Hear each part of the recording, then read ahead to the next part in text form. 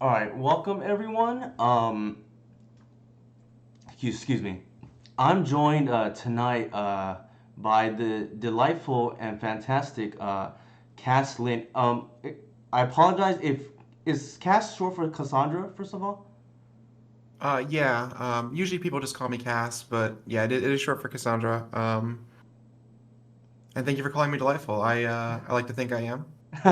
awesome, awesome. And first off, congratulations on your top four Eternal Weekend finish at the North American event. You make you are the second person to top four uh, in the 2023 calendar with respect to this deck. The other being Simon Ritter, or I apologize if it's Simone, but uh, he top aided the European event, and so this is a nice follow up. The first thing I want to do before we get started is I'm gonna go ahead and bring up your podcast here that and then give you a plug. Anything you really want to say about this before we just move on to some of the other stuff, or because and if you're not following Cast or the Brainstorm Brew podcast, which I recently found out about and joined and followed as well. Make sure to do so. Um, yeah, for anybody who's interested in Brainstorm Brewery, we talk about magic finance, kind of, but we're largely just a magic lifestyle podcast with sort of an emphasis on what's happening in magic. If you like silly conversations roughly related to magic, it's great. I'd also like to, if possible, shout out my game store that I'm an owner of, Games and Comics Paradise in Fairfax, Virginia. Mm. The actually Jay Wojciechowski, the person who won Eternal Weekend last year, plays at that store with me every week, and we practiced and sort of a little bit of local dominance of the legacy North American scene.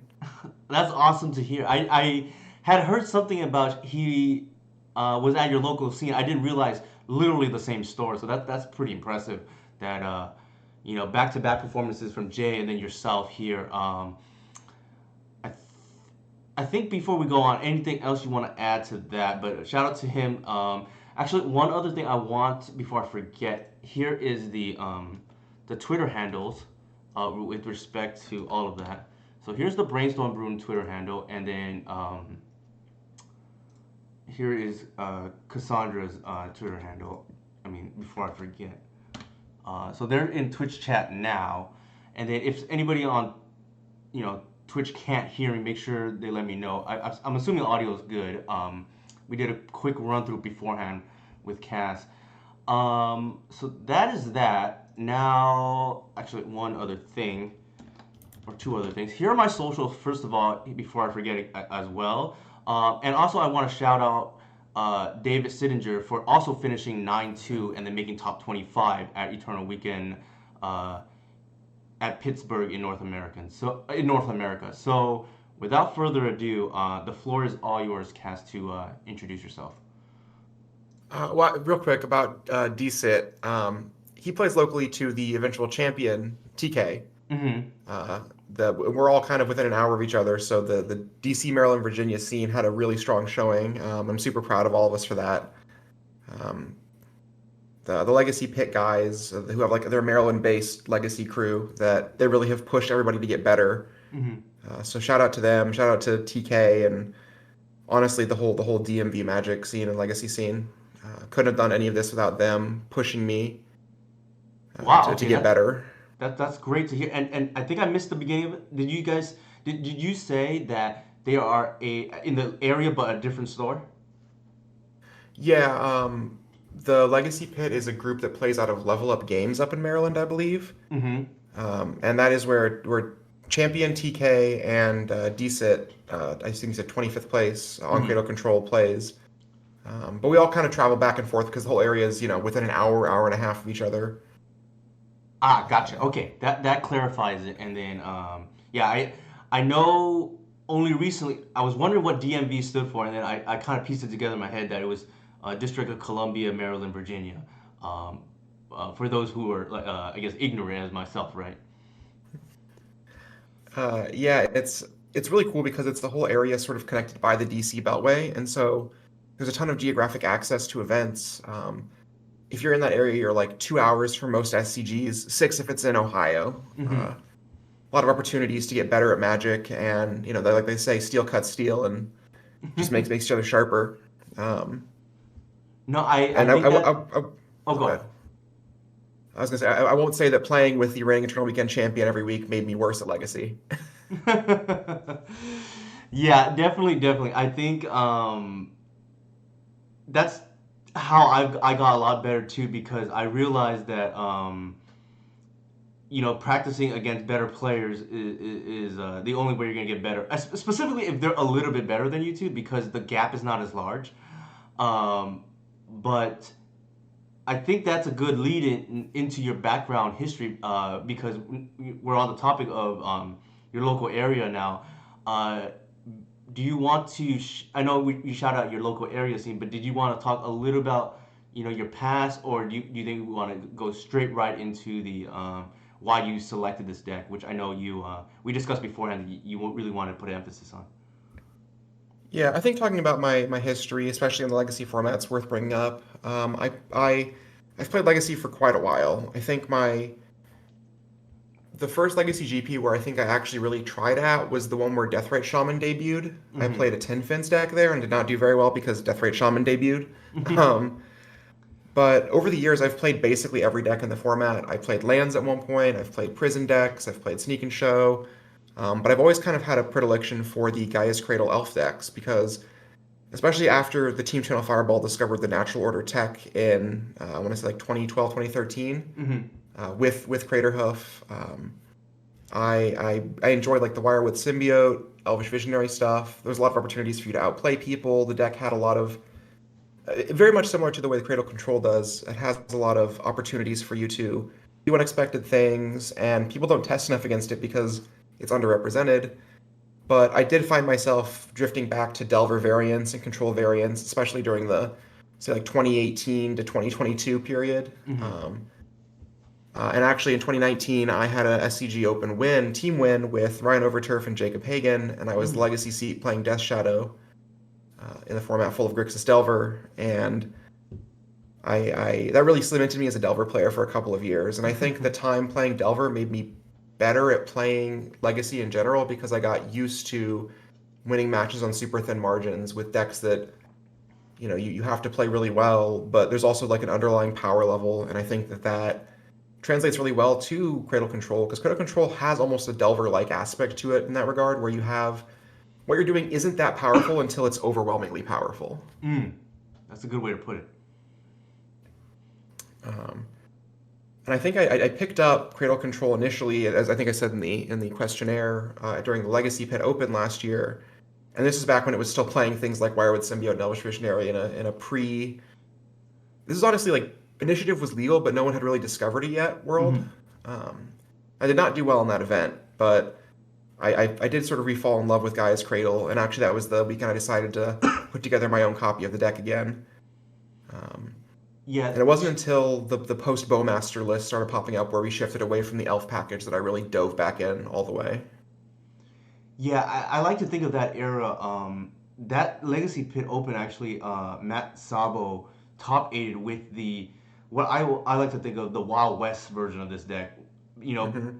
and with Wirewood Symbiote and Elvish Visionary still in some quantity because we I had this discussion with a neighbor of mine who doesn't play Magic at all. But when you're not forced to innovate because the deck was just overperforming at the time, and because people didn't know how to play against it, uh, it was pretty crude in terms of like not tuned at all in hindsight. And it wasn't until Initiative became a major force and eventually banned that forced us to play things like main deck snuff out, which eventually became the endurances, and then further streamlined that way. But I'm glad you revisited the history a little bit because I do think that's important because I think that does show the power level of the deck because a person like Matt was able to top eight the Legacy Pit Open with a very early version of the deck. I'll put it that way. Right, against things like Expressive Iteration and White Blue Adventure, which you don't contend with those anymore. Okay, so I Um, think. Oh, go ahead. Go. I'll let you. I'll let you lead the show here, so to speak. I think so. For me, this deck has always been. I think the innovation that you created that's so great is you honed in on Gaia's Cradle as this card that is powerful enough to be a pillar of the format. Like Gaia's Cradle is, in my eyes, devoid of context, as good as things like Ancient Tomb, things like Wasteland, things like, dare I say, Brainstorm. I know that one's sacrilege. And it's probably not as good as Brainstorm in a vacuum, but it is doing something that is broken and fundamentally different than every other card in the format outside of a very rarefied class. Hmm. And you've built this deck to every time you draw a Gaia's Cradle, it's good in some way. Even as far as things like Lair of the Hydra, a card that when I first saw it on the list, I kind of scoffed. I was like, wow, that looks terrible. Um, but it was one of the strongest cards in the deck for me all weekend and has been for months now because it is just another way to utilize the mana you get from Gaia's Cradle. And then if you look at the other side of the construction, things like 8 Hierarchs. Hierarchs basically make 2 mana with the Cradle in play, and I don't know why you would ever play less because every game you start with a Hierarch, you can just turn to, play 2 more creatures, play a Cradle, have 3 mana. Like, very few decks in the format can keep pace with that.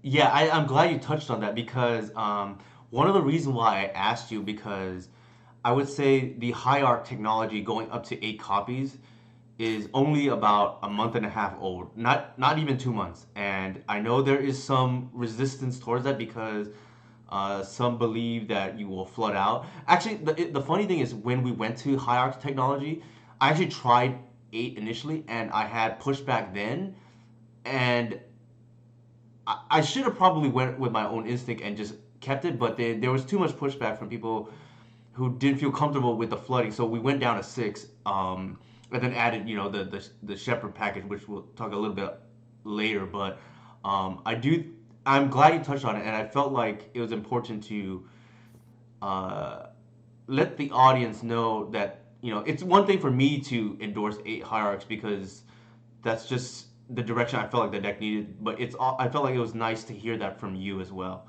Um, did you want to elaborate a little bit more on that, or what do you think? Yeah. When I first started playing the 8 Hierarchs, I was very unsure of it because it does look weird.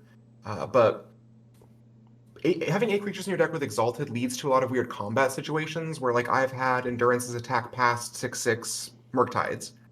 Um, and it's also one of those things where Llanowar Elves, sure, it's good with Allosaurus Shepherd exactly, but the games where you're activating Allosaurus Shepherd, even if it's like you only have one, maybe 2 elves in play, it's more than good enough. Mm-hmm. Or you're in desperation mode and it didn't matter.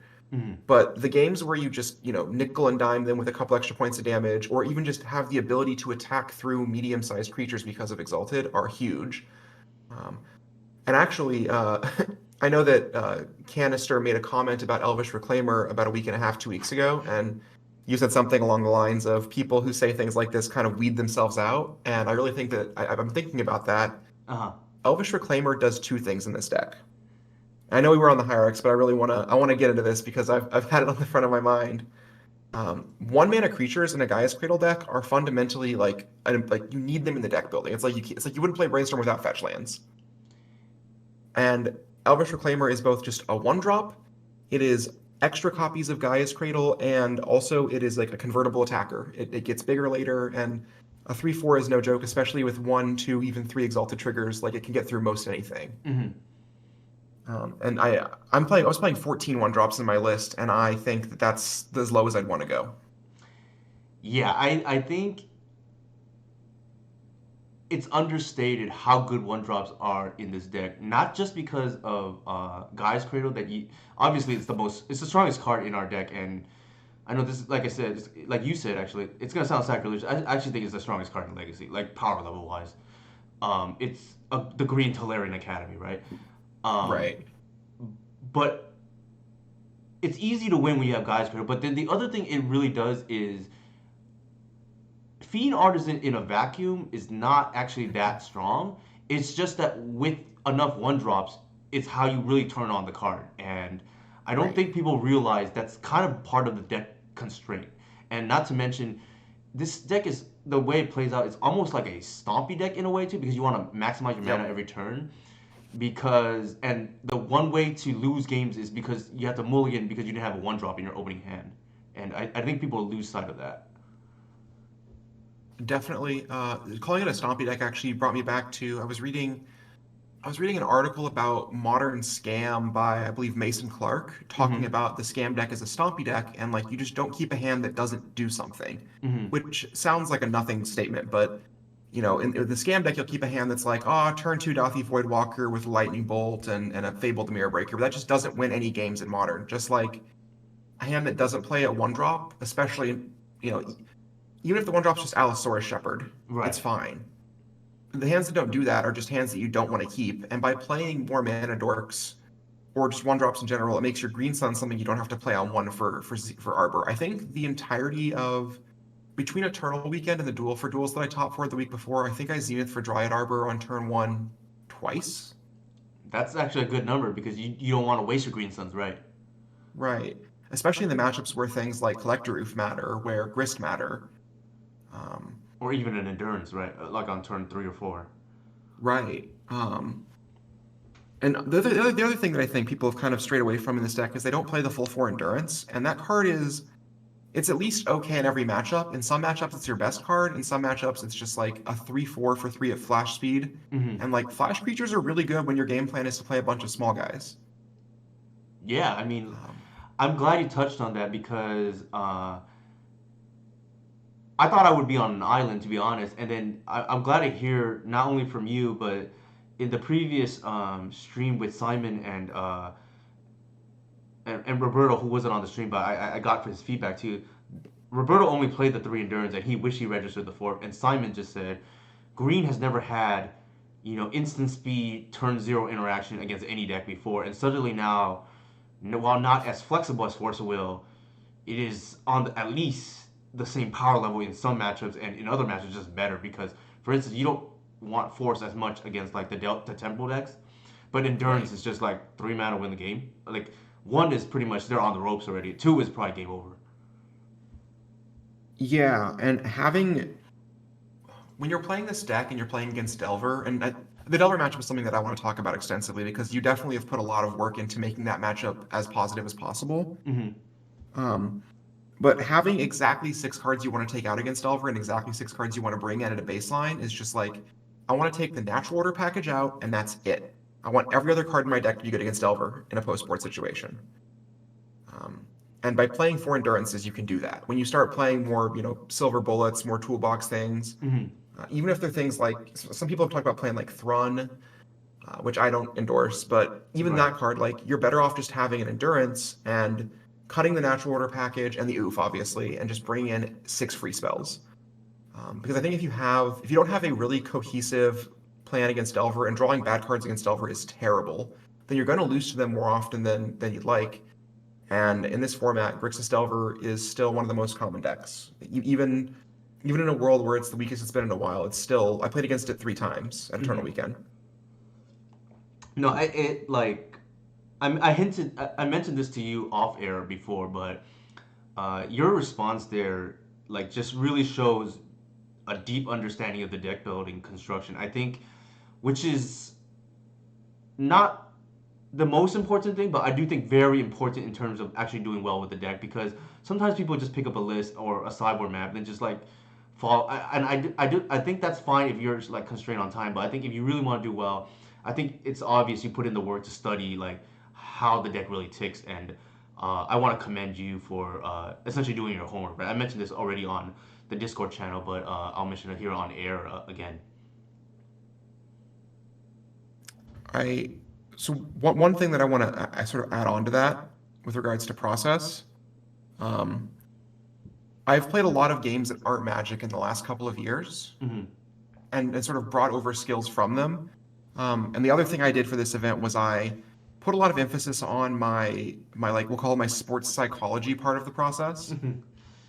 Um, with regards to the sports psychology part of it, we'll say people at events will oftentimes eat a big heavy lunch and it'll bog you down. I was eating like 120 calories exact of like good energy dense food every round, Hmm. and I was much sharper because of it. I was drinking twice as much water as I normally do, and I just like was listening to my body, and at no point. I mean, I was on less sleep than I'd like, and on a 9 round day, I felt mostly fine until the last round when I played against Jay, and we both played pretty bad because it was, the hour 11 or 12 of playing Magic, but Mm-hmm.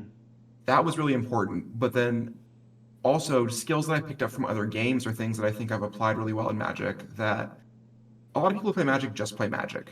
Mm-hmm. Um, I've played a lot of Pokemon VGC in the last couple of years, which is the video game format. Mm-hmm. And that is a game where every matchup you sit down, you have 6 Pokemon on your team, and you bring 4 of them to battle, and you have to pick a plan and stick to it. Mm-hmm.